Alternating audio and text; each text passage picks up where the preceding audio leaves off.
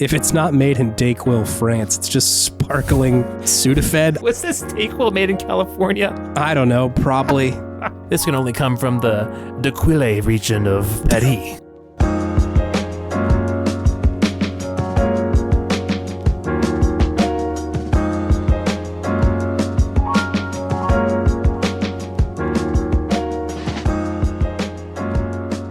Welcome to Video Game Podtimism.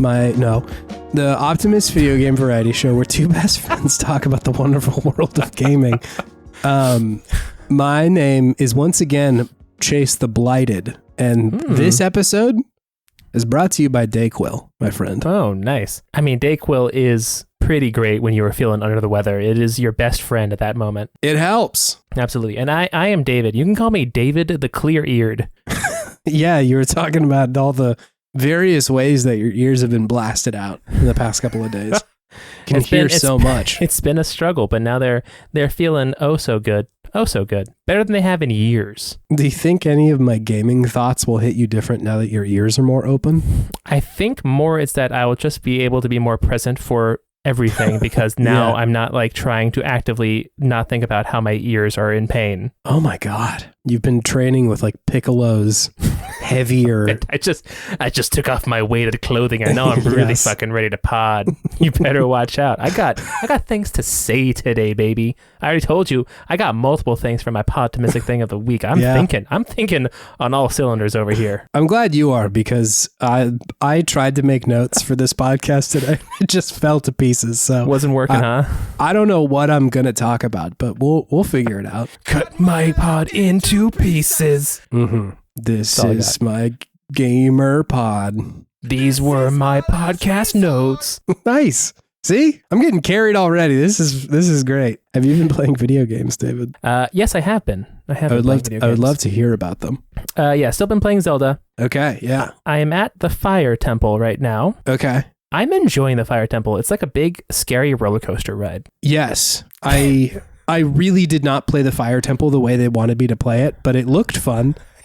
From the way that... Did you just get on your scooter? Yeah, I just built the hovercraft in there, man. I didn't do any of that shit. No, I mean, you can't. That's a legitimate way to do it, but you're missing out on some fun, like scary, Space Mountain-esque vibes with this dark fire temple going on. It looked neat. I was also just at the point where I was like, I would really like to see the end of this game. And like, it looked neat. I just didn't care.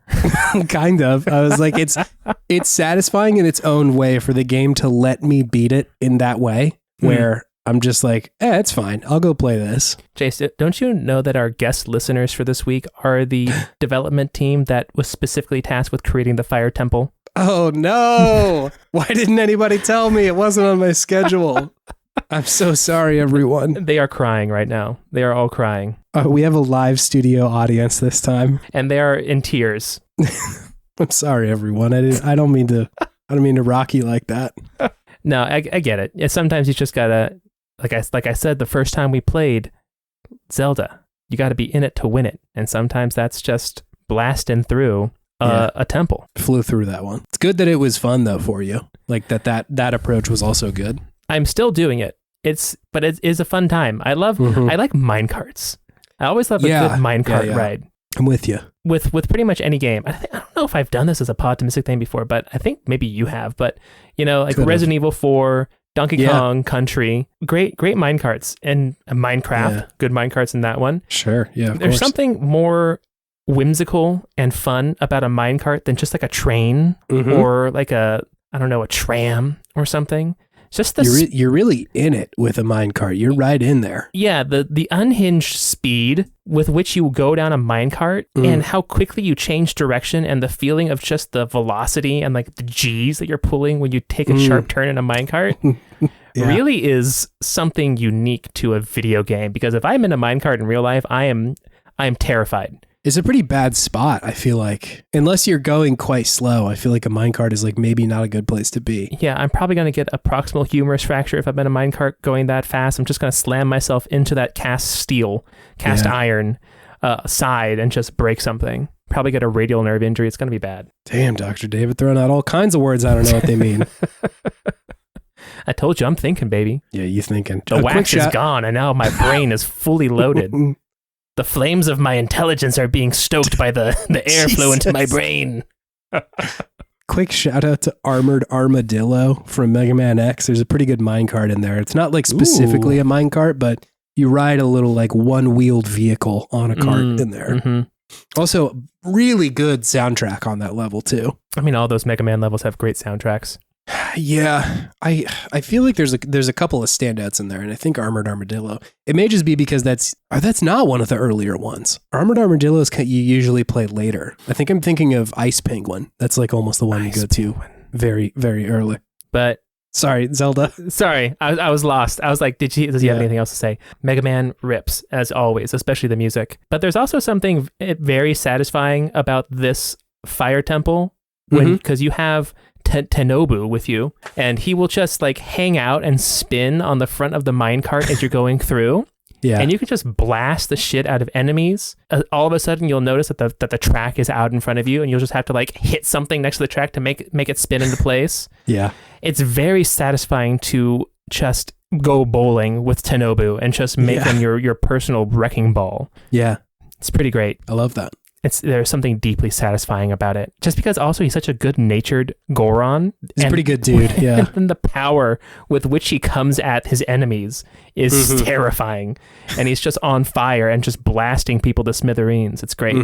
Really enjoy a good Tenobu. Yeah. Even though he was being a real nasty boy in the beginning of this game. Yeah. Garen and I were texting when I was playing this game, and like both of us had the same reaction of like, wow, he sucks right now. What happened? He became a drug dealer. Yeah, honestly, it is hard to interpret the fire rocks as anything other than drugs. They call it red rocks, but what's the specific name? I don't know. Malted... Marbled rock roast? Marbled rock roast. Yeah. It sounds delicious, actually. It sounds very good, yeah. They make it all look very tasty. Yeah. But it's drugs for sure. It feels like the kind of take where when somebody watches like a Disney movie as like a 16-year-old, they're like, dude, doesn't it totally look like there's like a dick in the background of this scene? Like, it feels like that kind of interpretation, but like the implications are just like so there with the Goron thing. It's hard for me to think of like any other look at what they could be inferring here. No, I mean, they are addicted to these things. They're making them not work. They are like robbing people and scamming people to get more of it. Yeah. It's absolutely drugs. It's a blight that has hit Goron City. It's truly sad. Turns into The Wire all of a sudden in Goron City. You know, I'd make a Wire joke, but I have not watched that show. It's good. I've been told it's good. It's good. It's long. You gotta watch a lot of it for it to be like, yeah, I like this show. Really? Okay. It like takes a second for it to like all pay off. The payoff is incredible, but like there's a lot of just like bylaw and like shipping container scenes and stuff. Sure. It's just a lot of blue collar fluff in there. Not fluff, but like there's just a lot of stuff in the show before it's like, I understand what they're doing here. There's a lot of like bureaucratic drama in there, it sounds like, is what you're saying. Yeah, I think so. There's also like, drug stuff. So it is visceral in a way, but hey, it's about video games. I'm talking about a TV show.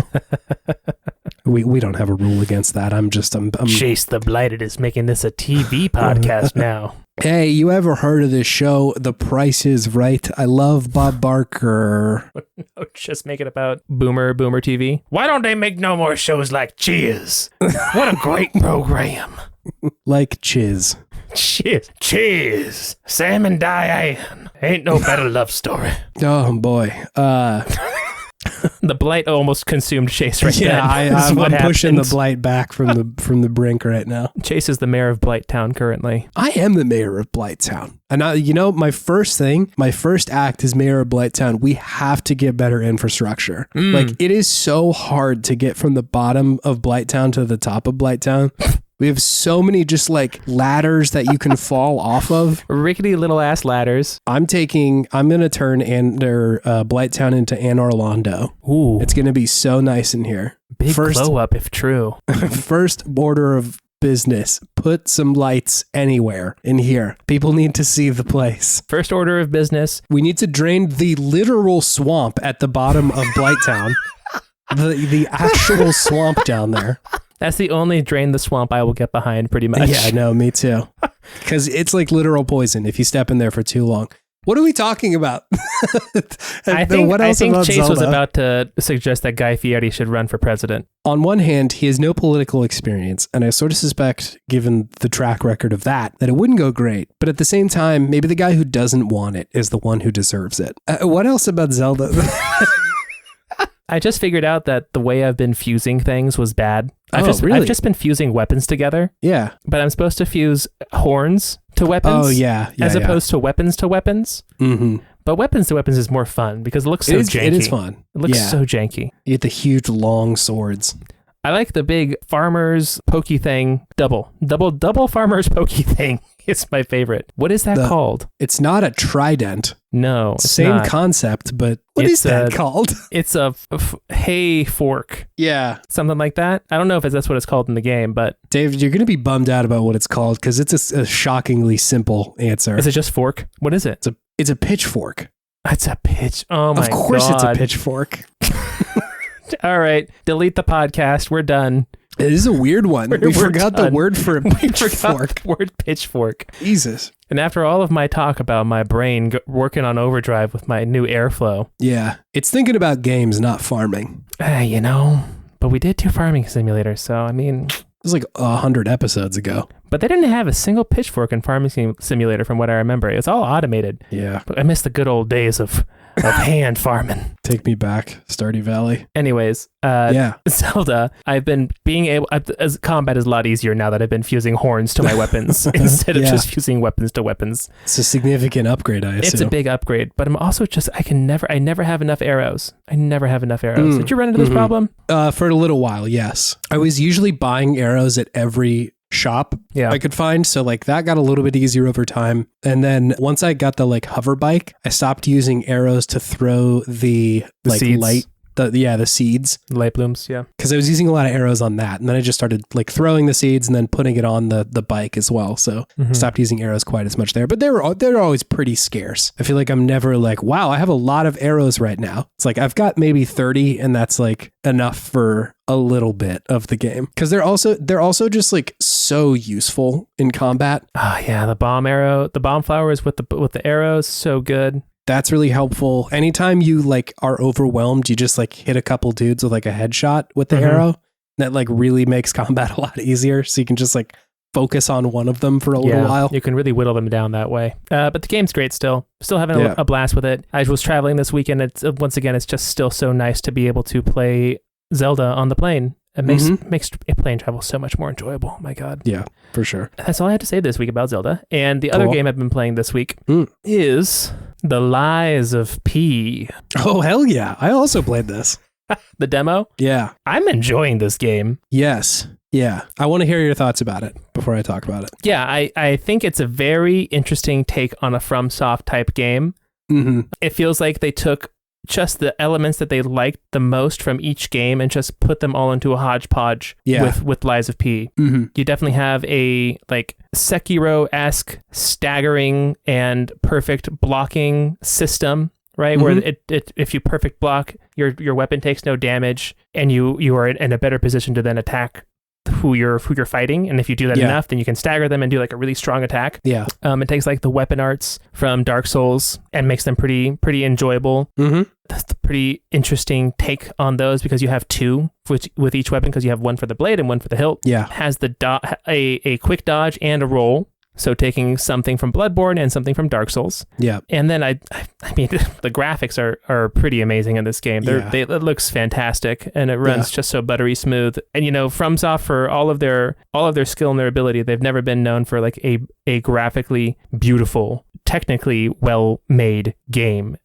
from that end, at least. They usually run really well, and it's mostly like a bug-free experience, but like visual fidelity is not like the thing that they're usually doing. And that's fine. Like they make amazing games. And if that's the trade-off for getting a pretty much bug-free experience when at launch, I will take that pretty much every day of the week, right? Plus they do so much with like the art direction that like I kind of don't need it to be glossy, perfect 4K shit. Like Absolutely. Like the entrance to I can never remember the city, but the city in Elden Ring where like you see the whole thing and like the dragon's carcass and shit. Like that's jaw dropping. Oh, it's great. It looks good. I don't want to like downplay how good the game looks, but I think they're a company that is much more interested in art direction rather than like we need to get Unreal Engine 25 or whatever. Absolutely. And that's just their decision as a game company. And that's totally cool. But it's nice to have Lies of P just be like, this game runs buttery smooth with amazing graphical fidelity. Yeah.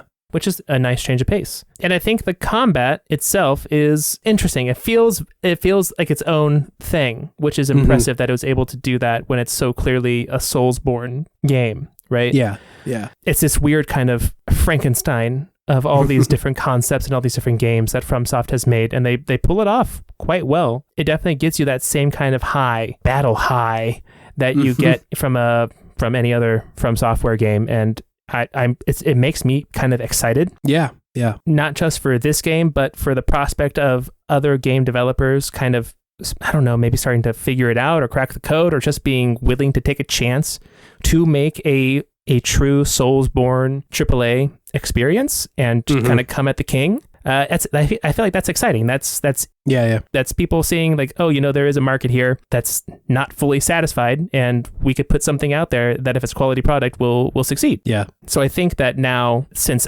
Elden Ring, really, other game companies have been like, wow, people really love these games, and if you make a good one, it can become part of the zeitgeist. So I'm interested to see how that pans out, because I love these types of games, and I'm all for having just more quality versions of these types of games. And I do feel like it doesn't feel exactly like a FromSoft game, even in the tone. Like FromSoft games just have that special, I don't know, secret sauce that Miyazaki just sprinkles on the top to just be like his own thing. Lies of P definitely feels like its own type of game that takes a lot of influence from what they do, from what From Software does, but it manages to not feel like a knockoff, which is impressive, because that's kind of what I was expecting going in. Yeah. I'd be willing to bet that there were a lot of game developers and game designers who wanted to make a FromSoft-like game. Yeah. But like nobody was just really willing to put money behind it up until that point. Because I think it, like you said, it did take Elden Ring to show whatever C-suite executive is putting money behind projects to be like, hey, let's make us an Elden Ring, or like, let's make a FromSoft thing. Yeah. For it to really like get some oomph behind it. Yeah, because now you have Lies of P, you have Lords of the Fallen, and you have that other samurai-looking game that got debuted recently. I forget what it was called. Phantom Blade Zero. Yeah, and then you have that game coming out. So it's to me, as a fan of this genre, I'm really excited to see at least my first dip into a different company making this style of game. It's still pretty much all there. What's great about it? Yeah, just a different take, and that to me is very exciting. Yeah. Did you want to talk about Lies of P at all, Chase? At this moment? Yeah, sure. I'll kick in some thoughts here. I want to preface this by like saying that I feel like in the last like week, for whatever reason, I've been encountering a lot of feelings about like originality and inspiration, like from other stuff. And I think it's because the game that we played, Yooka Laylee, deals a lot with that. And so does Lies of P. I think I'm like very conflicted about this game because like I agree with you that it is the closest I've felt to being like, yeah, that's like a really good version of a FromSoft combat, you know? I've played like Mortal Shell and I've played Neo. I'm trying to think of other like kind of Soulsborne-y combats. I played a little bit of Code Vein, and like I don't really feel like any of those games really got it to feel the way I wanted it to. Yeah. And none of them felt quite the same. Yeah. I don't think so. And like not even just the same, but I think like they felt like the highs of those combat systems never really hit any of the highs that I was getting from FromSoft games. Yeah. And maybe it's possible that I'm just not learning the lessons from those games, but like I would also love to say I played a lot of Neo. Like I gave that game a lot of opportunities to like really hook me. And I don't think it did. I think Wo Long came pretty close, but still not exactly the same thing. And so like there's a part of me that's like, wow, this is really great that we're getting something that close. I'm also sort of conflicted about how close it is to FromSoft stuff. Like I when I was playing it, I most of what I was experiencing was like, this feels so much like Bloodborne. It's very Bloodborne, especially like with the kind of gothic dark theme of a city. Yes. Right. Yeah. The setting is very Bloodborne-y. And like, there's one part of me that says like, it's sort of, it makes me a little uncomfortable to just play a good cover of another game. It's the same feeling I get when I listen to like Greta Van Fleet. Sure. Where I'm like, it's a weird thing to make your band sound so much like Zeppelin. And it's like, they're doing a really good impersonation of Zeppelin. Yeah. But it's sort of a bizarre thing to come out and say like, well, what we're saying with our band is that the greatest band to ever exist has already existed. And we're just kind of going to do that. I think like there's nuance to that, but there is a part of me that's like, I don't know. I just get a little uncomfortable with that. But also at the same time, FromSoft isn't fucking doing Bloodborne 2, or they haven't thus far. So like, why not just enjoy it? There's a part of me that's just like, just relax. Like they made a really good version of this game. And like, it's hard to make a good video game. Yeah. You know, like obviously playing music is challenging too, but like, I think the amount of coordination that you need to do with so many people and so many teams, and you need investments and like many years of production to make a single video game versus like making an album. If you can find like the right talented people together, it's like an uphill battle to make a game, to get a game made. Yeah. And so like the fact that this exists at all is kind of a miracle unto itself. And so like, I don't know if that's me saying that my barometer for like creativity is a little bit different for games, just because like it's such a hard feat unto itself. But yeah, there's just like a lot of conflicting emotions. When I'm just playing the game, I'm like, yeah, man, I'm in. Like, this is great. It's just sort of like when I take a step back and think about it, do I like have some bizarre feelings about it? So what you've said, like, uncomfortable and bizarre. Can you extrapolate on what those feelings are? Is it like you feel guilty about playing it? You feel like, why am I enjoying this game if it's so, like, it feels like a knockoff of Bloodborne as opposed to like a spiritual successor to it? Yeah, I think there's a part of me that fears supporting the idea that like, let's not be creative and do our own thing. Let's just sort of chase after whoever did it best, right? Because I think like if we did that, then all the time, then FromSoft wouldn't have existed because we were still too busy making Modern Warfare or whatever, you know? Sure. And so like there's like a fear of that being the lesson that we learn. And like, I think that might be overblown too, because like people are already doing that in the games industry, you know? Like, and this isn't the first time this has happened either, right? Like when Mario came out, there was suddenly like in Mario 64, like remember that early PlayStation 1 era where there was like 100 different mascot characters coming out all at the same time? Yeah. Like fucking here's Gex our fuzzy mascot. And Bubsy and Blinks, Croc. Like there are so many games that were just like us too. And I would say most of those weren't made even half as well as Mario 64 were. So like we're already kind of out of the realm of like what this situation is. Because I would say that this game is pretty good. Like just the bones of it feel great. Yeah. So I think, it's just like fear that if I like say, yes, this is the best game ever, or like, I don't think that, right? Because I haven't played it all. It's fun. Yes. Or if that like, I don't mention that I also feel weird about it, that will get extrapolated out or something. And like, it's not like we're shouting as the foremost authority about video games or anything, but like there's still an uncomfiness around saying just like, yes, full speed ahead, 100%. I love this. Like there's still some reservations in my brain about it. But on the flip side, Neo and Wolong weren't close enough to a FromSoft game to be as enjoyable. Is that correct? Sort of. I think that they were also trying to do a FromSoft thing, but it wasn't as well executed.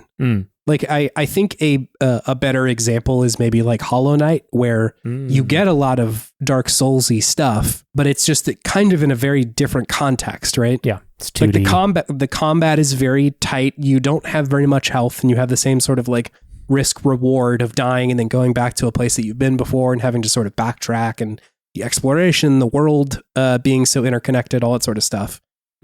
Or even like Zelda, I think a lot of Tears of the Kingdom and Breath of the Wild too took a lot of inspiration from like FromSoft games. Yeah. And so like in that context, they are so far away from taking inspiration from the FromSoft stuff that it doesn't, like, no part of my brain is like, hey, this is too much like Dark Souls. Like, obviously it is a very different thing. So like, I think because this game is as good as it is why that's coming up. Sure. Because like with Wolong, like the setting is so different, that the story is very different. And like the combat is just like, it's different enough that I'm like, yeah, okay, like maybe we're doing a little bit of a FromSoft thing here or a Sekiro thing. But it's like, it's not the same thing. Whereas like Lies of P is doing such a good version of FromSoft, but it is very tied to what FromSoft is doing that I'm like I said, there's just like an uncomfortableness with it. Gotcha. So you're saying like Lies of P is like Action Bronson and FromSoft is what, Ghostface Killer? Is that who he got his style from? I think so. Like it's a similar thing. I think that's a fair comparison. But like honestly, the music example is a good one though, because I feel like you see that a lot more often. Yeah, like you were saying with Greta Van Fleet as a good example. Like you see people trying to emulate other people's styles pretty often, and like kind of getting big with it because like you have to make another song, right? Like unless you're just a cover band or something, but like eventually you must make your own music if you're going to say like we are a different band than this band. But you can emulate styles for the most part with music. Yeah, absolutely. I guess it's just too close in style, and you have some qualms, some things you have to figure out about how you feel about it. Yeah, I think that's true. I really balk at the idea of saying something is a ripoff or something is like creatively bankrupt is something I hear a lot when talking about games that rip off other games. And like, I don't believe that. I don't think this is that at all. Again, just because like, fuck, it's hard to make a game. You still have to like do it. There's an art of performance to this that like, it's hard to do. Yeah. And so there's like at least the respect for that. But there is some uncomfortability that like lies somewhere in between those sentiments. Sure. I hear you. I'm going to play the game. Like it's very good and very fun. Yeah. No, I get it though. Yeah. It definitely it's like Bloodborne with a hint of BioShock in there. Yeah. Do you get that too? Yeah. BioShock is definitely there. The kind of like broken industrial era city that you show up in. Yeah. BioShock Infinite to be specific. I was going to say BioShock 1. Really? It feels very wet in the city in Lies of P. Very wet. Yeah. In was it Krat? Something like that. Yeah. I also do like the Pinocchio thing going on. It's fun. Yeah. It's fun. Yeah. It's silly. Instead of now loading, it's now lying. It's and so then the loading screen yeah. is Pinocchio's nose getting longer. Yeah. It's pretty ridiculous, but it's good. It's an interesting flair. It toes the line between being tongue in cheek and cringy, and I think it manages to walk that line well without going one way or the other. There is sort of like the surrealist humor that a lot of FromSoft games have. And I think that it's still very surrealist in this, but then they're taking it in kind of a different direction. But I do think it is funny because like it's such a children's story usually that seeing it in this context is like, this is bizarre and different. Absolutely. It's weird. Yeah, it is weird. Pinocchio with a sword. He's coming for you. Timothy Chalamet with a sword. He does look like Timmy C, don't he? My man is thin, angular, handsome. That's the handsomest puppet I ever seen. I mean, I haven't seen a better one. Maybe Creature. I don't know. Creature. The Muppet. Does that count as a puppet? Probably not. Somebody's going to get mad at me for calling Muppets a puppet. Ooh, yeah. Muppets and puppets don't get along. That's actually the final battle in this game is Muppets versus puppets. Fucking Creature and Kermit are the last like Godskin duo of this game. Yeah. Oh my God. Amazing. That'd be pretty good. Just one more time, I want to reiterate, I don't think this game is bad, and I don't want to come off as dunking on it. Chase is the blighted one right now. He is dunking, he is dissing, and he is double downing on the dunks and the disses. Well, I'm going to have to thread a similar needle here in about 20 minutes for the other game that we talk about. Hey, you know what is original? Demon Slayer. Demon Slayer. I watched so much Demon Slayer when I was sick. My God. I'm like halfway through season 2 right now. Season 1 was good as hell. That was a fun season. Oh yeah. It's good stuff. Yeah, it is good stuff. Anyways, that's all I've been playing for this week. Chase, what have you been playing? Yeah. So I'll talk about a few things. Again, my brain is scattered, but I wanted to note at the top that like That Final Fantasy 16 demo really fucked me up because I don't want to do anything except play Final Fantasy 16, and I cannot. You just can't stop. I can stop because there's a stopping point where it says you have to stop now. Mm-hmm. But like my brain is just constantly reaching for like, I got to play Final Fantasy. I want to play Final Fantasy. I was reading that the developer for Devil May Cry's combat system worked on this game. Is that true? Yeah. There was a lot of people from a lot of different parts of the industry that came into work on it. Did they get the Avengers together? They kind of did. Well, I know that there was the Devil May Cry folks. Some Platinum people also worked on the combat system. It's crazy. That's exciting. There's so many people in there. It's so wild to me that it still feels like a Final Fantasy game. Like even in the combat, again, it's very active. Like there's not a lot of like turn-based stuff happening there, but it still manages to feel like Final Fantasy. I think just like the spell names, the way that you use magic, the fact that summons are such a big part of the story, it all feels very in universe, which is very good. I have this one downloaded to my PlayStation right now. I'm gunning for it. It's coming. Buyer beware. I mean, we're closer to the release date, so it may not be quite as painful, but like Thursday? every day, Thursday, yeah. I'm like, come on, man, just release this fucking video game. Release me from my pain. Yeah. If we had played the floating island area in Zelda, and then when you're diving down to Hyrule, it's like, all right, see you in 10 days. I would have gone mad at that point in a very similar way. You would have lost it. Yeah. Where's Zelda? Where is she? But so yeah, I've been playing like 100 video games. I like won't talk about all of them, but like, especially when I was sick, I was just downloading shit left and right of like games that I hadn't finished or something I hadn't played in a long time. Sure. I like realized I had never beat the Doom Eternal DLC, so I was playing that for a second. Those were on sale recently, weren't they? They were. Yeah, I almost was bought them. I was interested. It was good. It's more Doom, so like can't go wrong there. Nice. I played Like a Dragon Ishin for a second. I started Yakuza 0 over. There's so many fucking video games. What else? I played just one temple of Wind Waker. Played the wow, that's a deep cut.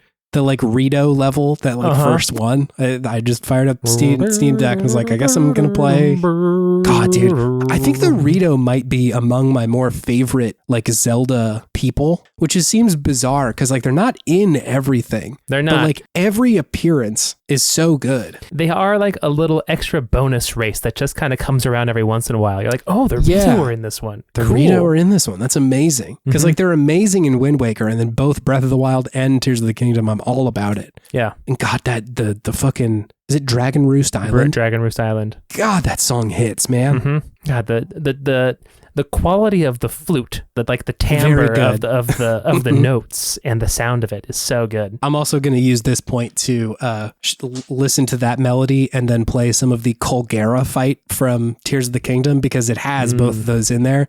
Oh my good golly goodness. It had a little bit of Dragon Roost in there? Mm-hmm. Oh, I didn't even notice. I was so busy trying to fight Cold Gary. Cold Gary. Cold Gary. Yeah. That's how he sets his name canonically in my head. That's me. Cold Gary. Cold Gary.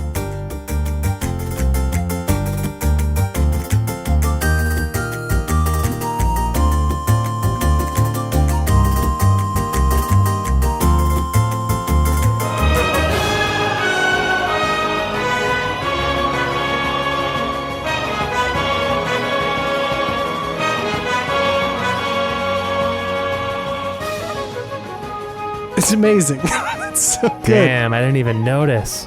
And it's just that line that they kind of like pan over. It's so good. This game, dude. Yeah. So I was playing games in a stupor and just sort of playing like 30 minutes of something for a while and then dipping into something else. But the two things that I like am going to talk about in earnest, and I think that they're relevant to the game that we played today. One is New Super Mario Bros. U Deluxe. Is the full title of this one. So this is a release of the New Super Mario's Deluxe U. I don't even know. It's like the New Super Mario's game that they put out for Wii U is the remaster that they put out on Switch, which is the one I'm playing. I think like a lot of people overlook the new Super Mario Bros. Series. Yes. I'm not exactly sure why. I think something about the like visual layer of it just feels kind of like it's like not background noise, but it is just not as eye-catching, I think, as most other Mario stuff is. And so I just usually in my own brain, for whatever reason, I don't consider these games a lot of the time when I'm thinking about like the best Mario stuff. And I think in general, I kind of prefer the 3D Marios. Yeah. But like, that's not to say I don't like the other ones. I just like when I'm reaching for like a Mario game, I'm like, I want to play 64 or Odyssey, which I'll talk about in a second. Or even Sunshine or something like that. But obviously the 2D games are like masterpieces unto themselves. So like that's not in question here. Anyway, I bought this game because M is just like on a tear with Mario games right now. Sure. And we wanted to play through this one together because we had a really good time with Super Mario 3D World. That was a really good co-op game. I think especially because we could kind of like run around a level, not on our own, but like we weren't really in each other's way all the time. Yeah, it's space. Yeah, there's a lot of space in there. We can kind of like fuck around and do stuff and like, hey, I'm going to go look in this corner real quick for one of those like coins or something while you're off doing something else, right? Which it was cool. It was really nice. And so I was looking to see like if this one would be as good. I had played through like a couple of the levels on my own. And I was like, okay, great. Like this is definitely Mario. It kind of reminds me of Super Mario World, I think. The most, the one on Super Nintendo. I think like influence wise and just kind of the way the game feels, it is similar to that one. Sure. But definitely has like a lot of Super Mario or Mario 3 in there as well, with like how the game is structured and the usage of like items in the game. Yeah. And so we fired this up with M, and like I'd say for probably the first 4 worlds, we were kind of just jamming on it. Like we're just gonna beat this fucking game, man. Like we're just kind of slamming away, playing the game. The destination is the journey. Yes, yeah, that was kind of the feeling when we were playing it. I like we had this sidebar, but we had played through Kirby and the Forgotten Land, which was also a really good co-op game, and I think that one is a little bit more interested in like exploration and your own sense of wonder. It's definitely still like you need to get to the end of the level kind of video game. Sure. But I feel like Kirby it did a really good job of like letting us kind of like fuck around where we in those levels. Also a 3D game, so more space. But we were very intent on like finishing the game. As we played through it. And I'd say around World 4, the experience became a lot more like frustrating isn't the right word, but like we were running into each other quite a bit. In this game. And like it is unlike I think a lot of other Mario games, because if you run into each other, your momentum will just like stop. If you unfortunately jump on each other's head, it kind of acts like a footstool, like in Smash. And so if get into the lava. Exactly. So if one of us is jumping and they're looking a little weird with it and they hit somebody's like the other person's head, then one person will just fall into the lava and it's immediately like, why have you done this to me? Why have you cursed me? The ultimate betrayal. I know where you sleep. Yeah. And there are also points where it's like having 2 people on screen is like actively making the game harder. Because say like you're on one of those like automated kind of like platforms that they have in Mario sometimes, where it's just there's a thing floating and you have to stay on it and like not get blasted or whatever. If there's 2 people and they're on different parts of the level, like the game map is opening up enough to show both of you, but you can't really see enough on like the higher person's point, or if you are on the platform and it goes off the screen, you'll just die and or anything like that. So it's a bizarre game because I found it, and this is very uncommon for Mario games, I found it much better as a single player experience because I could just kind of play Mario, whereas the other one I was like definitely playing Mario, but I also had to be like so aware of what M was doing too. And that's not me saying she's like bad at the game or like not aware. It's just like I have to be careful because like even I would like accidentally get in her way or not expect her to do something in the time that she did and then would fuck it up for us or something, which is weird. It's a weird experience for a Mario game. All that being said, like it's a great fucking Mario video game, man. Like it's fun to jump and like is fun to play the game. Kill your partner in the lava on purpose, Chase. I know that's what you did. Of course, yeah.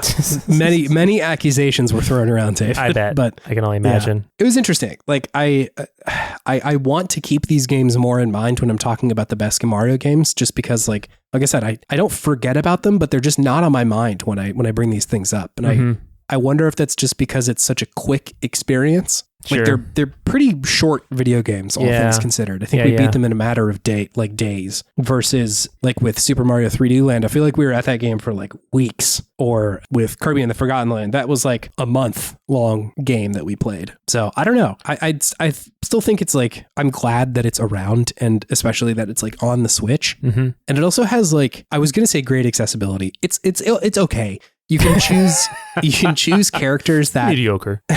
I mean, compared to so many other things in games, like it is kind of just like a difficulty accessibility thing where the characters you can play as, some of them will make it easier for you.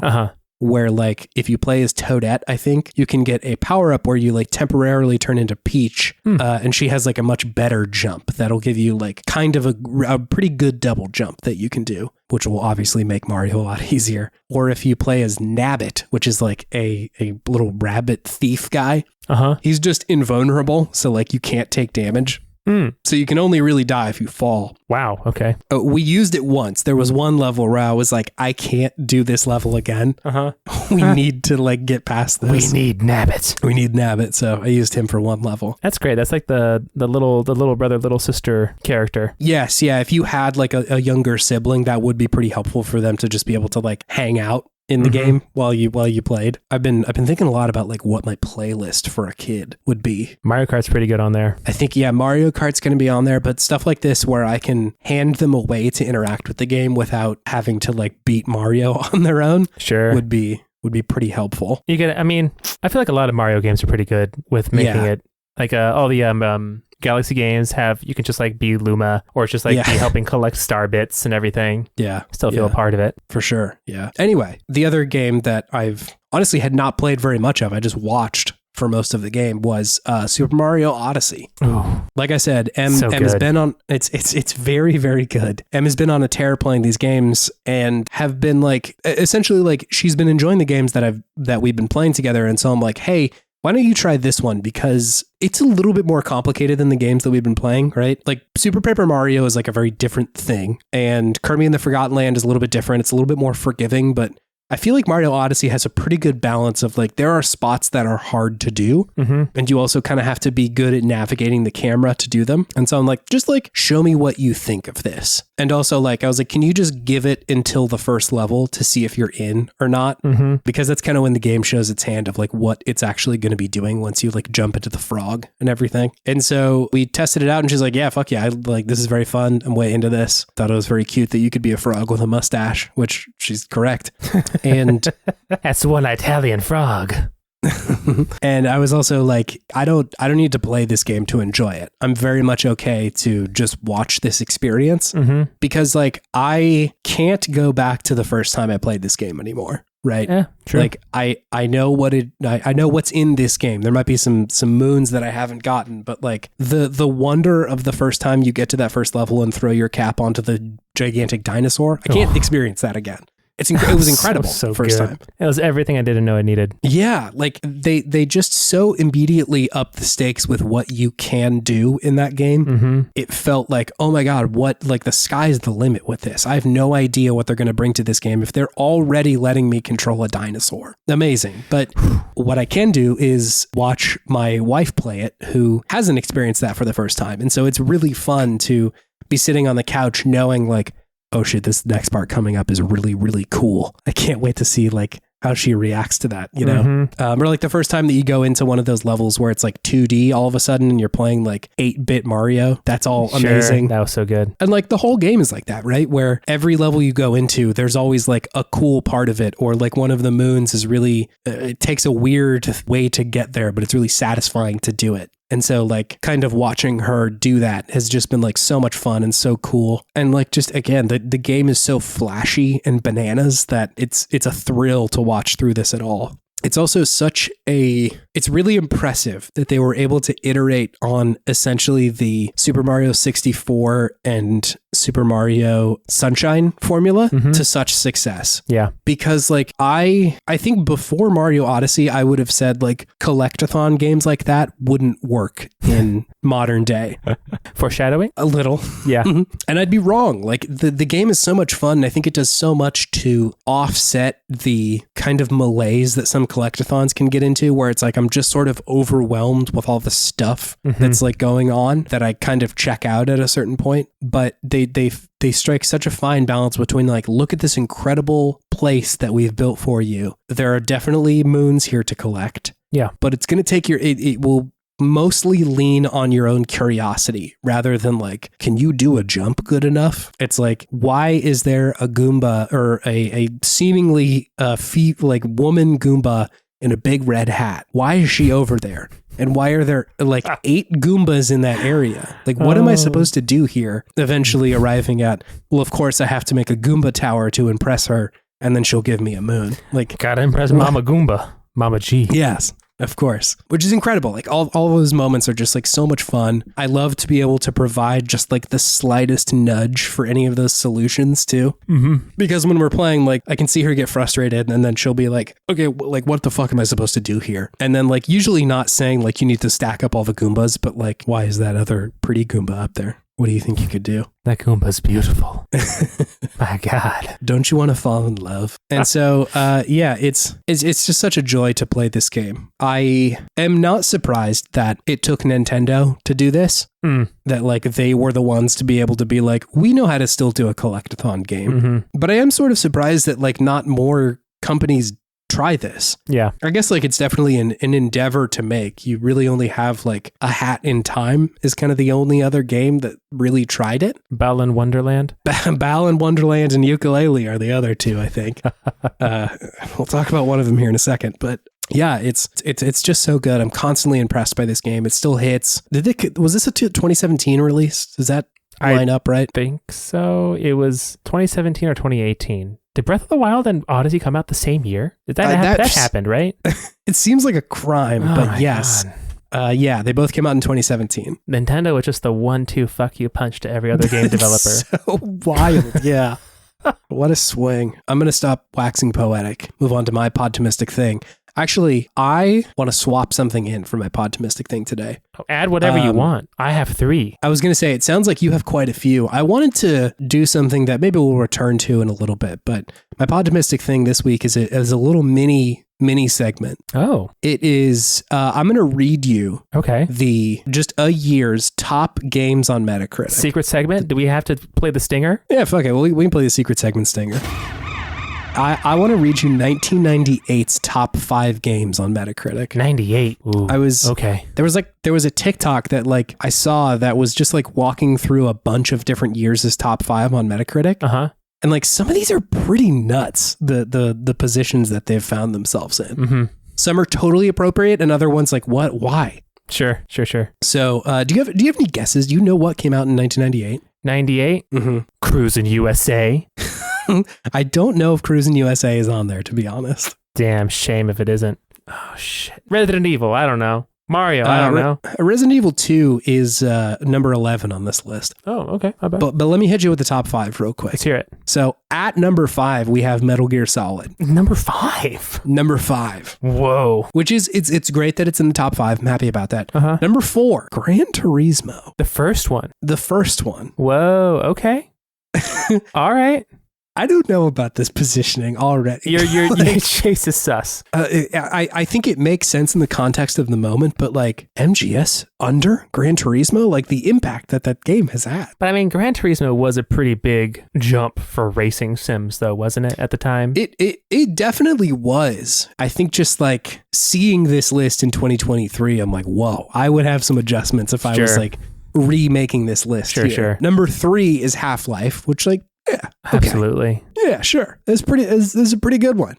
Number 2. Yes. Tekken 3, David. Tekken 3? Number 2? This was the weird inclusion for me on this Metacritic? On Metacritic, the number 2 game in 1998 is Tekken 3. There must have just been some big like haters on MGS and Half-Life. They're just like, Tekken's so just straight down the middle. And then, of course, number 1, it's Ocarina of Time. That feels, for me, Perfect. Totally Great. fine. Yeah. Very, very understandable and acceptable. Damn, Ocarina of Time and Half-Life came out the same year? It's fucked up, right? Wow. I think I might include like Baldur's Gate a little higher. That was that year. Resident Evil 2 came out. StarCraft came out that year. I feel like those... StarCraft didn't crap the top. I feel like StarCraft, I think that was like number 11. I feel like that should be at least above Tekken. I think that's fair. Anyway, Dave, do you have something fueling your sense of optimism this week? Yeah, dude, I do. Yeah, let me know. You said you had a lot. Yeah, number one. Okay. Demos. Demos. I feel Absolutely. like demos are making a comeback right now. What's going on? We got some good demos out there right now. I have a couple other demos downloaded on my PlayStation right now. I'd been ignoring demos for a long time because there was just nothing that was interesting to me on there. And it was always like, oh, we'll give you like the first 30 seconds. Here you go. But now we got some big beefy demos that are of like some good games. So I'm enjoying the return of the demo. There's few things that get me more hyped for a game than a good demo. And it reminds me of playing the Killzone demo that I got in the mail from, what is it, PlayStation PlayStation Magazine, right? I think so. Yeah. I played that demo so many times because I was such a little Sony fanboy. I was like, oh man, Halo's got nothing on Killzone.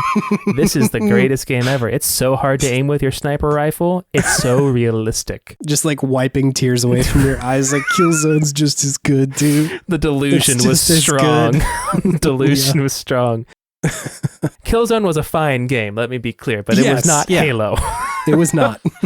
But yeah, I love a good demo. Yeah, and I want them to make a comeback. And with these game trials that they're doing now too, they're calling them game trials instead of demos now. I'm fine with that. Just let me dip my toes in and see if I want to play it. Yeah, great really stuff. Also really smart to integrate progress tracking in there too. Like the Final Fantasy 16 demo is like, you finished and we're not going to make you play that again. Like once you start the game, you'll just start right where you left off. I love that. I really love that portion of new demos. Because I mean that's what I did for Cyberpunk when I did the game trial.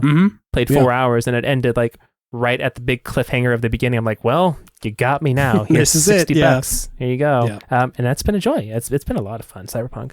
So yeah, demos, great, love them. Next thing on here, merchants. A good merchant. What are you buying, stranger? Why are all merchants such weirdos in games? So weird mysterious. They don't show their faces. Yeah. They speak differently than anyone else. They have different garb than anyone else. They never explain how they obtain their wares. It's strange. And definitely like the merchant from Resident Evil 4, of course, is the classic example, but pretty much all like Soulsborne type merchants. Oh my God, yeah. Like the weirdo merchants with their weird camel dogs from Elden Ring. The merchants in Lies of P. I almost called it Life of Pi. Lies of P.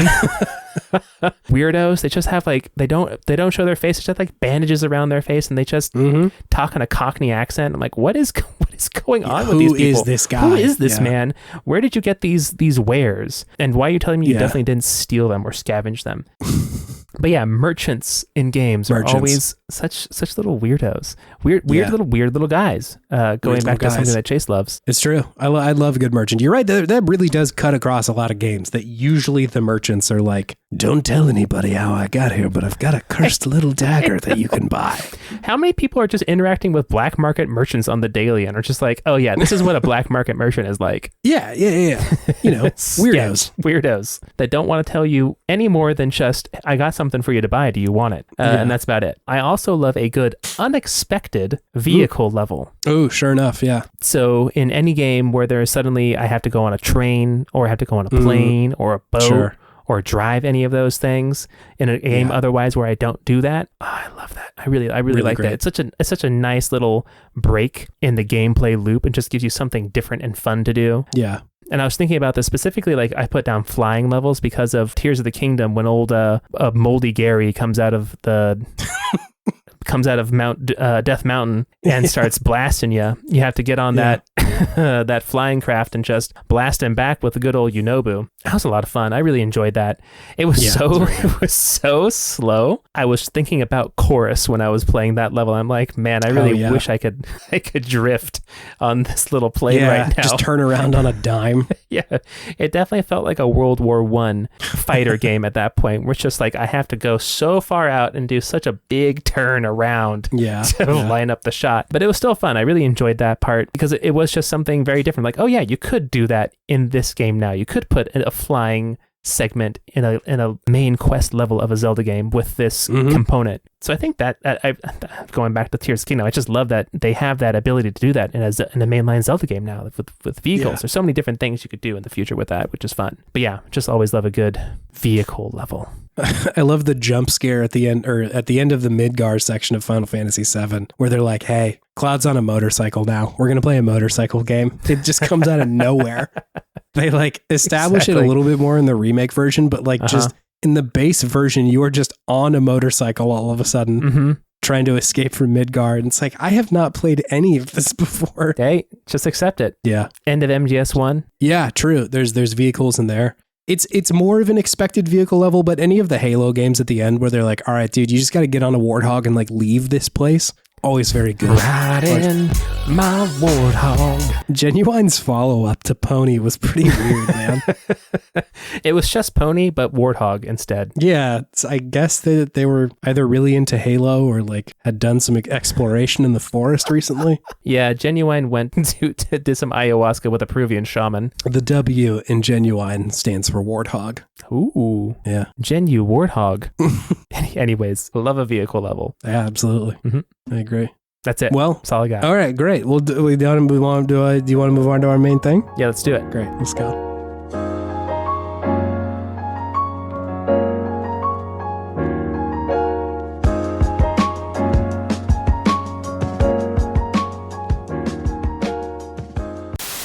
Hey, welcome to Good Games. It's me and David. My name is Chase, and we're here to talk about some games. How long were you planning that? Like milliseconds before it came out of my mouth, David. The sickness in Dayquil has made it so that there is no filter for what bits I'm going to try. So we may get ones that are worse, but there will be more of them. It was a very low energy song, and I didn't know how to respond to it. I was like, do we keep going? It feels like he's in pain doing this right now. Are you sad? Are you singing a funeral dirge? Is this a dirge for yourself? The mayor of Blighttown is not running for re-election because he's dead. No. Yeah, no, he didn't do so good in the first term. Good Games is a segment where we talk about some okay games from yesteryear and talk about the things that we love about them. Give them a little shine, even if they were not a perfect game. Absolutely. And today, under no one's suggestion, this is just our own sort of self-imposed challenge.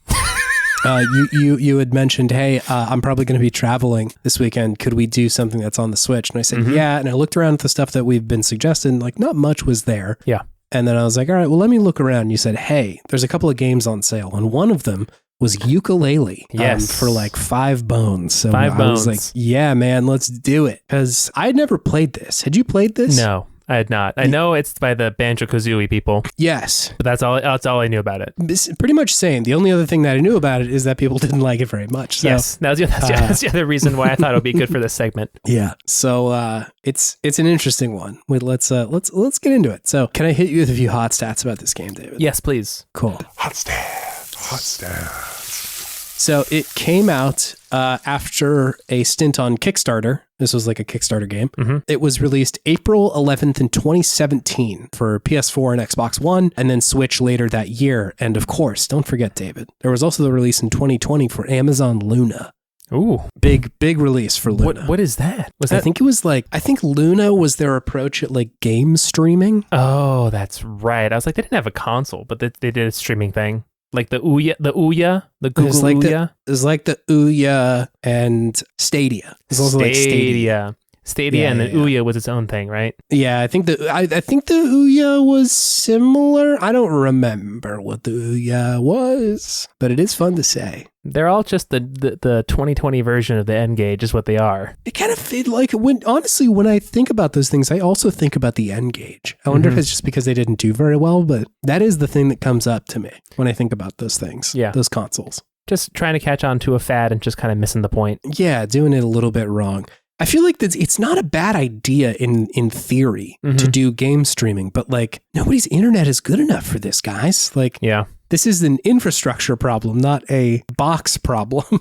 We just need to get big video game and big ISP to duke it out and see who wins. I hope it's big video game. I know, but then big video game might be unstoppable if they can take down the ISPs or make them Get him, bend the Bobby knee. Kotick. You can do it. I hate saying that. Feels a little painful. If it was Good King Reggie leading the charge, I would be okay with it. Yeah, Reggie would do okay. He would figure it out for us. Yeah. Anyway, so this game was made by Playtonics Games, which, as you mentioned before, it was a game company that was founded to build this game, but it's a lot of ex-Rare people that lived there or worked there. So for anybody who's not familiar, Rare was the company that for a while was on a bit of a heater streak. I think sort of in like the mid 90s, early 2000s. It was the folks who brought you Donkey Kong Country, Banjo-Kazooie, GoldenEye, Jet Force Gemini, DK64, Perfect Dark, like all those games. Yeah.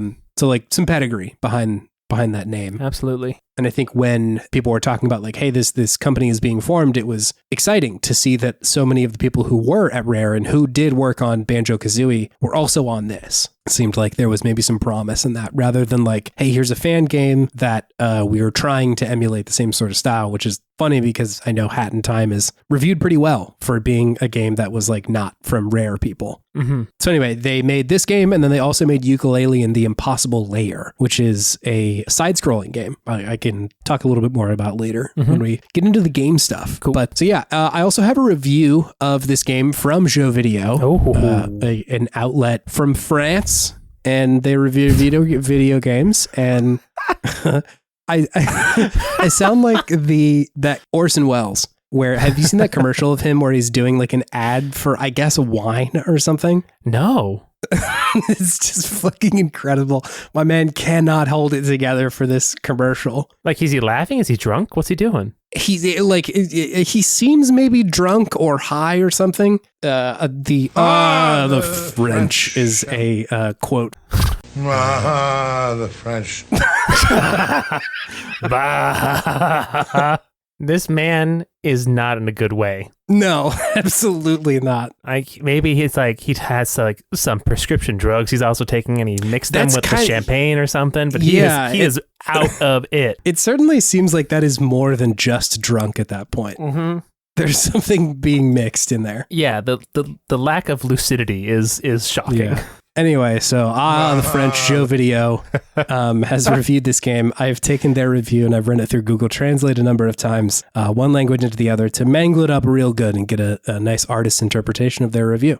So with that, let me read what they said. Despite the chaotic and harsh taste that Yooka Latina throws, it's clear that the game's neat parts run into some vague standard. Powerful homage to this rare retro classic has an undeniable to old gamers from the N64 era. There's another one in there. Hold on. They shine a very different light than the best examples. Cheerful, quirky, and charming in many ways. Yooka Latina has an unforgettable connection to the unique designs in her character's arsenal. That's often love or fight. There is no knowledge. What remains is an edible but totally decent language of love. And that is 14 out of 20. The Latina. Yes, yeah. It's essentially the same vibe. That was unexpected and amazing. Yooka Latina really threw you out of the window for a second. Like, I can't handle this. I didn't hear pretty much anything until it started to sound like a Yoda quote at the end there. Yeah, it's fine. Most of that was skippable in the middle there. It sounded like they were mostly positive about it, though. Yeah, they gave it a 14 out of 20. So, like, I think that they thought it was pretty good. It's a C. But, like, not amazing. Yeah. Could you tell me what this game is, David? Yooka Latina? Yooka Latina. Yooka Laylee. Yooka Laylee is a 3D platformer collectathon game. Yeah. Very much in the style of Banjo-Kazooie and Banjo-Tooie, if you've ever played those games for the N64, made by Rare. Yeah.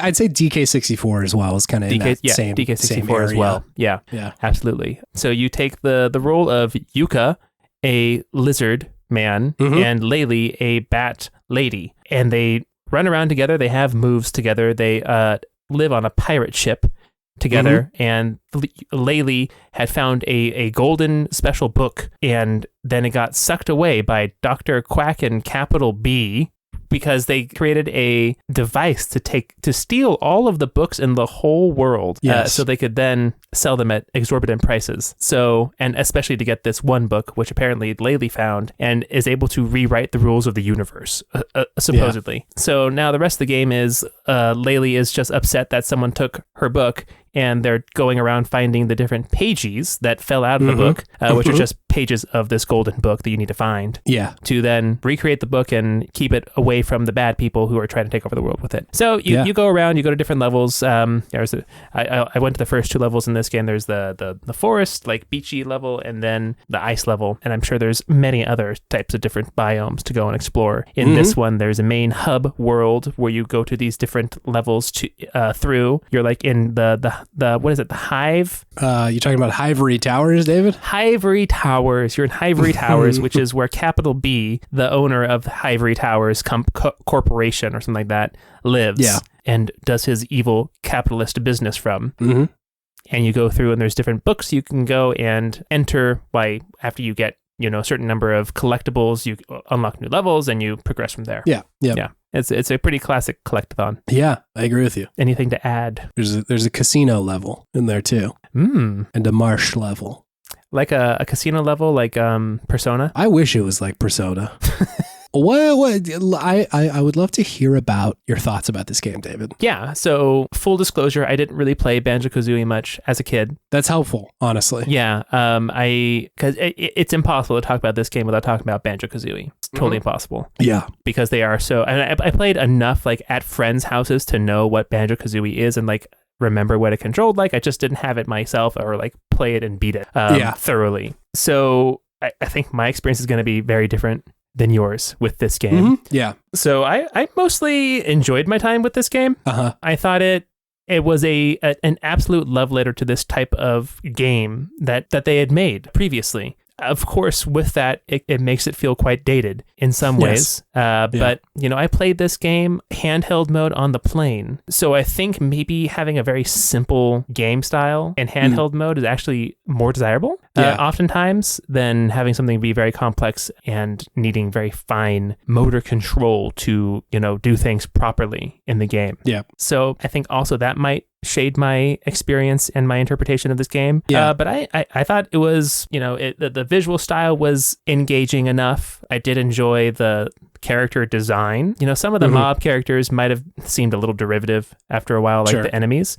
But the actual named main characters I thought were interesting, silly and goofy, which is definitely what they're trying to go for in this game. Some of the humor didn't quite hit. Some of it did. Yeah. It was very hit or miss for me personally. But the actual platforming and gameplay itself did feel decently responsive. It wasn't the tightest controls I'd ever felt in my life. It wasn't Mario or anything, but once again, it felt very much like an N64 platformer where everything was a little looser.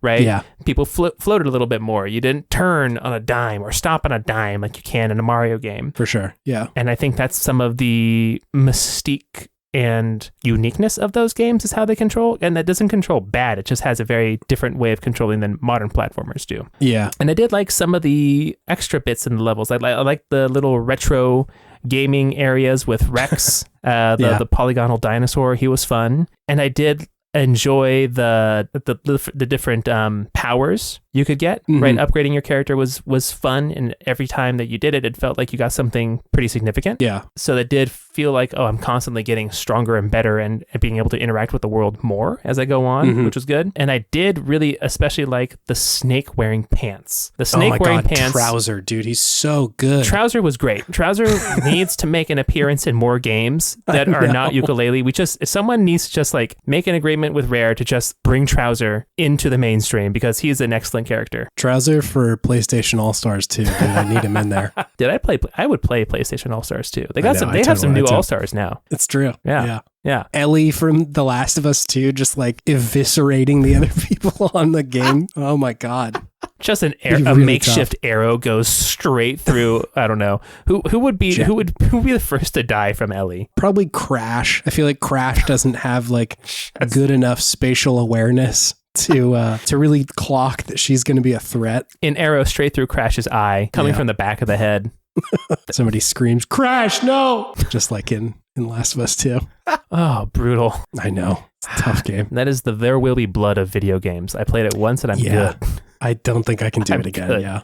But I did find myself enjoying this game more than disliking it because of some of the things that were too old school, felt kind of dated. Mm-hmm. And I think that it did still feel a little bit fresher because I hadn't played a lot of Banjo-Kazooie. So I think that was beneficial for me too. It didn't feel, I mean, yeah, like I think you're probably going to talk about what you're talking about with Lies of P. Like, is this just a ripoff of, or a knockoff of something that's been done before? Mm-hmm. I guess I didn't have quite that experience or interpretation of the game. But I thought it was just a fun little platformer for my take. It's enjoyable. Yeah. Didn't reinvent the wheel, but it reinvented the wheel that it had invented well. Sure. Yeah. If that makes sense. Yeah. But yeah, it was fun. Cool. I'm very relieved about this take, David. Why? Because you're about to let the nasty boy out? No, I'm not going to let the nasty boy out. But Chase is playing with his hair like he's about to take a mask off and reveal the nastyman underneath. Capital B. I'm here to talk shit about this game. Capital B. No, like I talking about this game is complicated, I feel like, because it was so dunked on that like it's hard to even have an opinion about it, at least for me, because like I watched a lot of that content of dunking on this game. Yeah. And it was like just before my brain was like, oh, I don't like that. Sure. Like I always have been kind of like adverse to people just not liking something for the sake, like that's the thing that they define their personality by. Sure. Is like, I don't like things. That's who I am. Mm-hmm. But I still found it a little bit fun for a while there to kind of like have a gentle ribbing on it. Sure. And I think like there's some humor there, but it does kind of a disservice to the game because there is good stuff in here. It's just really uneven is the kind of experience that I was having of like one part will be like, hey, that was pretty good. And then the next part is like, wow, that was not very good. Mm-hmm. I think this was also like around the time when like Donkey was getting big. And I feel like this is a very like Donkey style game where he can just be like, what the fuck is this game? And then like, that's the whole thing. No shade on Donkey. That was a beautiful impersonation. Thank you. But like he has a style, right? And I think a lot of the time, if there is a bad game to be dunked on, like that's a great. Yeah. My man's name is literally Donkey. Yeah. So like you are talking about YouTuber Video Game Donkey who makes videos about games. Exactly. Yeah. Exactly. And so like it's in this weird position where I don't want to come to the full-throated defense of it just because people dunked on it. Mm-hmm. And I also have complaints about it, but I also don't want to come off as like I'm also piling on to this. So sure. Just preface all of what I'm about to say with that. Okay. I did play a ton of Banjo-Kazooie. That was a very big game for me when I was younger. Yeah. I loved the creativity, the sort of like tone of it I thought was really good and has aged a lot better than like Rare also made Conker's Bad Fur Day, which like I have no interest in playing that fucking video game. Yeah. And I like Banjo-Kazooie is like a little irreverent, right? Like it is kind of, it constantly breaks the fourth wall and is like making fun of like gaming and like the game itself and all sorts of stuff. And like maybe that's not your bag, but I think it has aged better than just like the raunchy humor in Conker's Bad Fur Day. And like obviously isn't nearly as like crystal clean as Mario 64 where it's just like a dude, you know? But yeah, I returned to that game. I still find it fairly fun. It is hard for me to disengage and see like, is that nostalgia or is that not nostalgia? Yeah. But I still find value in it when I go back and play it. Mm-hmm. I thought Banjo-Tooie was okay at the time. Like I wasn't nearly as enthralled with it. I liked DK64, but wasn't as like crazy about it. Yeah. And then just hadn't played this until now. Mm-hmm. And like,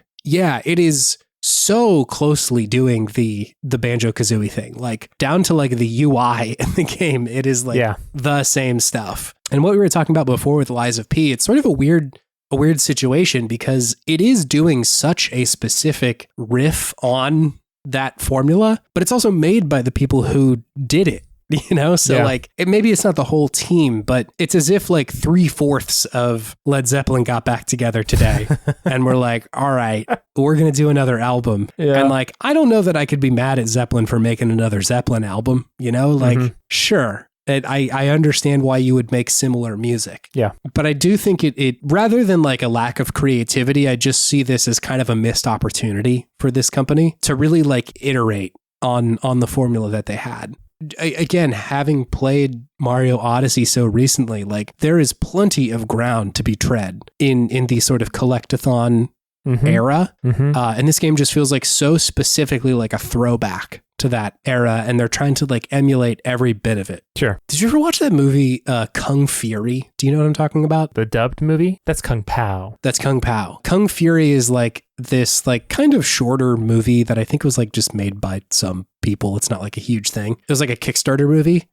And it's very intentionally trying to be like a ridiculous 80s movie. Every shape and form, right? Like they are trying very specifically to make something that like it could have come out in the 80s. I think you can see through the quality being a little bit different, but like the tone, the story, the content in there, the way that people talk and shit like that, like it's all so specifically like an 80s movie. And I was kind of reminded of that here, where there's probably a market for that, right? Of like people who want that, like want a movie to come out nowadays that is so specifically like that, or want a game that is so specifically like Banjo-Kazooie, but it feels very bizarre to play it now.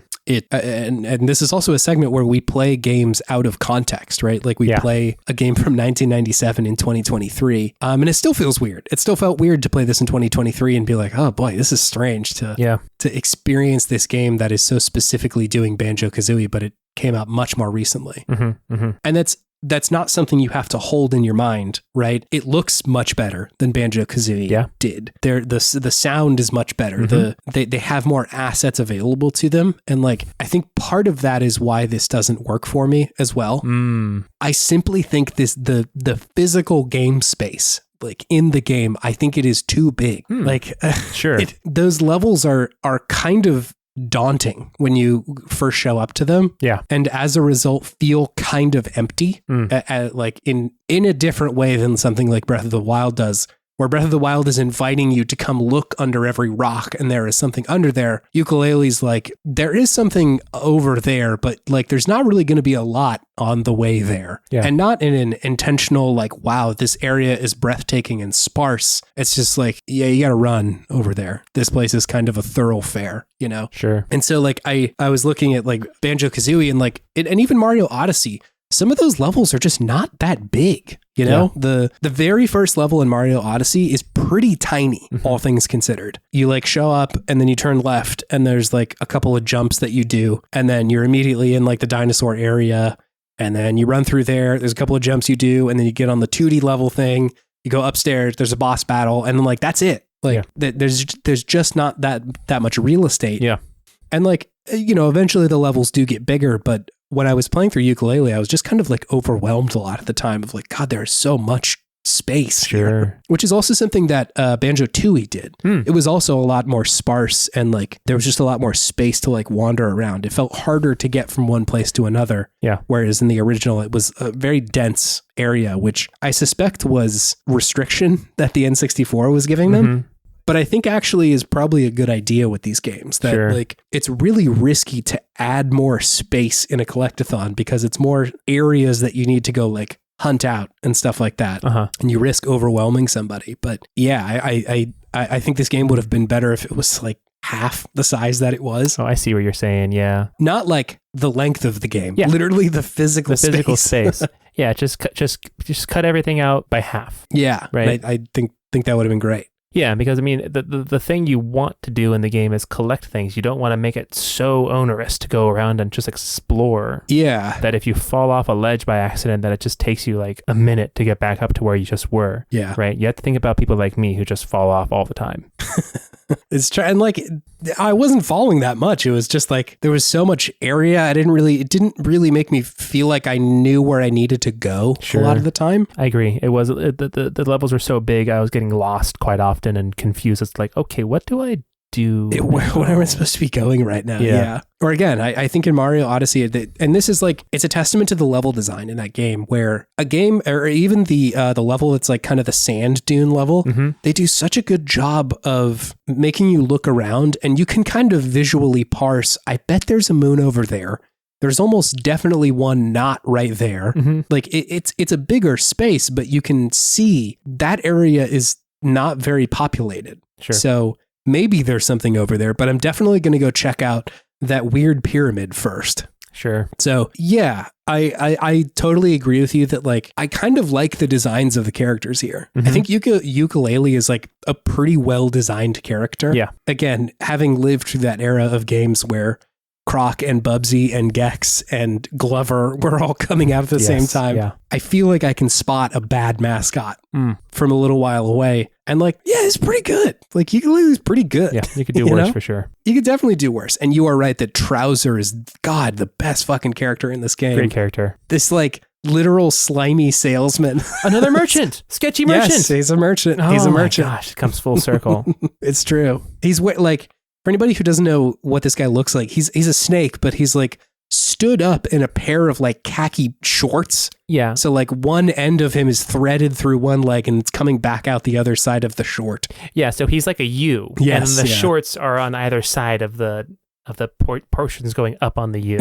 And he's like sitting on the bottom of the U. Like that's how he stands. And he also is like constantly opening up his like shitty 80s cell phone to like talk to somebody or something. He's also Australian, has like an Australian accent and hat. I think so. Yeah. It's really, really good. The game does that sort of like Banjo-Kazooie thing where the characters talk like like it's not actual English or anything. But Trouser is really good. I loved running into him whenever I did. Yeah, no, Trouser is fun. You could always hear. You always knew where he was because you could hear his cell phone. Yeah, true. Yeah, it's bizarre. I like part of this game. I think, like you were saying, it's very uneven with the controls of it. Sometimes I was like, yeah, that was great. It's really fun to jump, and other times I was like, I don't know why I didn't make it over that thing just now. Yeah. And the button combinations sometimes were strange. Like I really wanted like the ground pound move to be on the other bumper as opposed to where it was. I just always messed that one up. I'm like, that's not in the right spot. Yeah, they did some weird, some interesting decisions with where they put certain buttons, which was confusing sometimes. Yeah. And yeah, it seems like they were going for like a perfectly imperfect type of platforming.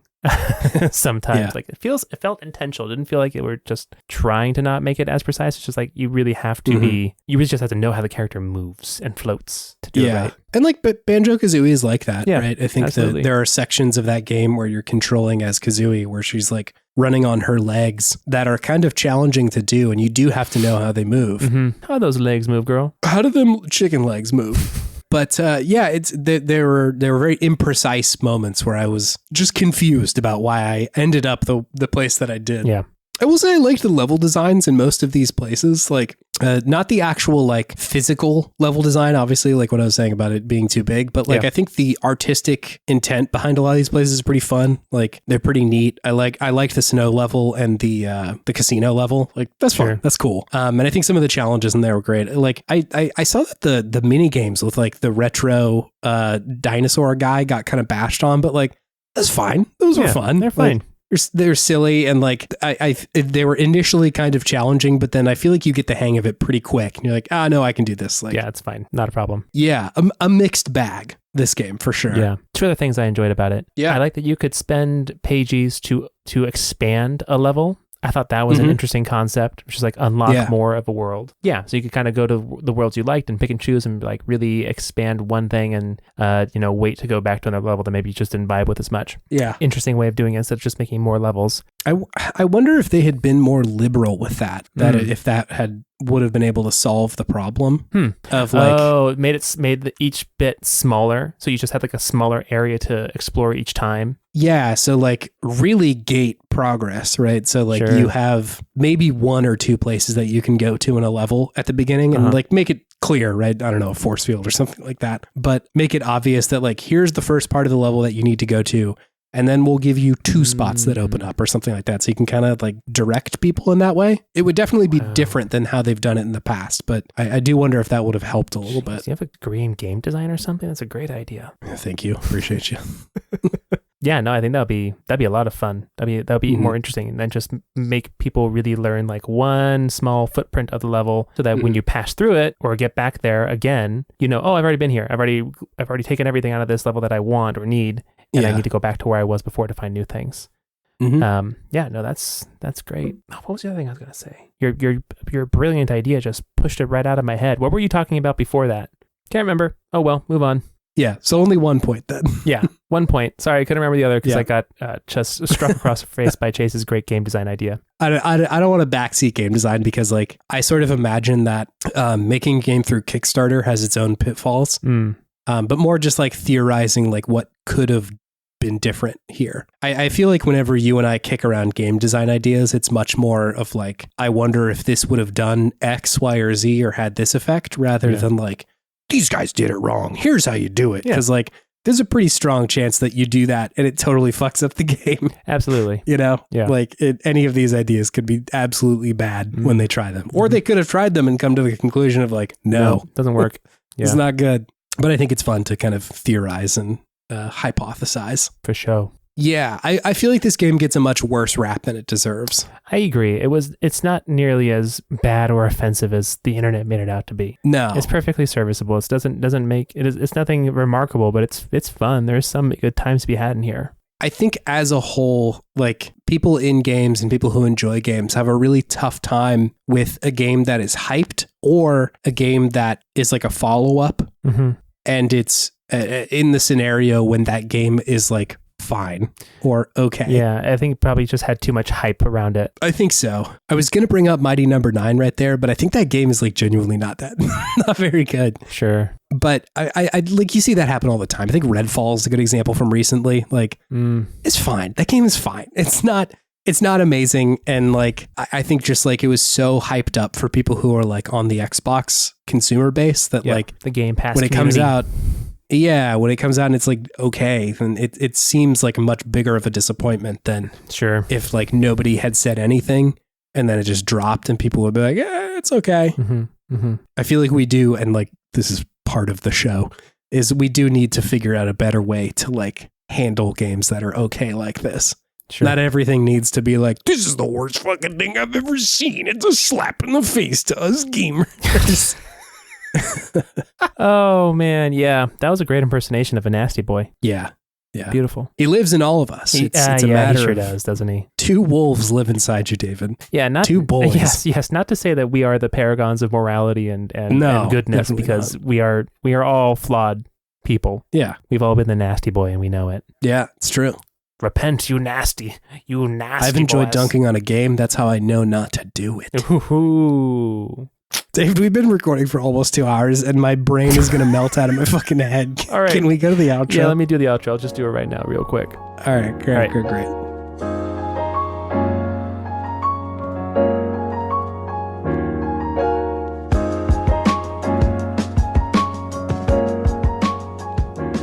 So if you would like to interact with our podcast a little bit more, you can go to podtimism.com, the website lovingly and skillfully crafted by Chase Albee himself, Allheart himself. Hey, that's me. Yes, his Albee is actually his developer pseudonym now, so that's why that still works. And yeah, you can go and just suggest games for us to play. You can suggest bits for us to do. That'd be fun. You can go and check out our backlog of episodes and the podcast art that Chase has lovingly created. And our links to our social media are on there, so you can contact us that way as well if you would like. Thank you, Scout Wilkinson, for our beautiful podcast art. It's great. We love it. It really captures the vibe of the podcast. I showed it to some of my friends from grad school the other day, and all of them remarked how great the podcast art was without any prompting, just totally organic. So it really is. Wow. It's so good. It's really good. Sounds like they've got good opinions about art. They got good opinions about art. Mm-hmm. If anyone's interested in checking her out, her other works, or getting a commission, you can go to co-fi.com/humblegoat. Mm-hmm. And you can also check out her podcast, Paws and Claws, baby. Take the paws and the claws out. It's about a book series about cats. Warrior cats. Yep. Great concept. Also, if you want to help us out, the podcast, that is, you can leave a review on Spotify or Apple Podcasts. You can follow us on any podcatcher that you use. We really appreciate any help and any review we get. My grad school friends were also very impressed. We have a perfect rating. It's great. I keep waiting for somebody to give us a stinker. It's going to happen one day. I feel like 4-star. I feel like the podcasting review setup is like the inverse of like a restaurant Yelp review. Oh, sure. Because like I feel like a lot of the people who will go to the trouble of actually reviewing a restaurant are usually people who are mad about that restaurant. Didn't offer me dessert. God, dude, that's a real thing that happened to me. But like podcast reviews, it's like usually the people who are reviewing it are like nice people who like the podcast, who like are here to say something cool about it. So if you want to be among them, You're more than welcome. Yeah, we really appreciate it. We do. We also appreciate if you spread the good word of Podtimism to your friends. If they like it, cool. If they don't like it, also cool. Also cool. It's just organic growth, and it's a great way for us to get our Podtimistic leanings into more ears. Mm-hmm. Yes. And lastly, thank you, listener, for spending your time with us. We really appreciate it. You could be doing so many other things with your time, and maybe you are also doing a lot of things right now, but you are using your ear minutes for us, and that's truly amazing. We greatly appreciate it. We're very humbled that anyone even listens to this. So yeah, thank you very much. Yeah, it's amazing. Thank you. Thank you for joining us. We appreciate you being here. A great deal. Yes. Chase's brain is melting, but let's see if he has any video game wisdom for the week. You got anything in there, Chase? Yeah, let's see what we got going on. If you get a cold, take some Dayquil, man. It helps sometimes. I was about to say, this is going to be Dayquil centric. It is. This episode's brought to you by it. We get some first sponsor, Dayquil. Let's go, baby. I'm just like so on the edge of feeling better. It's this weird spot where like I'm not the type of guy to like push myself to get something done if I'm like feeling bad, right? Sure. Like I'll try and take care of my body for the most part. So it's not like I'm putting myself on the cross here, but like I'm on that razor's edge of feeling better from the cold, but also still my brain is like in pieces. My brain is in pieces. What was that a reference to, David? Cut my life into pieces, but it didn't work. It didn't work. It didn't work that time. It kind of sounded like the I think you should leave bit of the bones are their money. The bones are their money. I'll send you a YouTube link. Okay, I need to be educated. I'll send you some good stuff. The French. The Dayquil. The Dayquil. You know, if it's not made in Dayquil, France, it's just sparkling Sudafed. Was this Dayquil made in California? I don't know, probably. This can only come from the Dequille region of Paris. Is Dequille? Dequille? Dequille. Oh, you Americans say it's so wrong. It's Dequille. All right, happy turbo gaming, everyone. All right, see ya. Bye. Bye.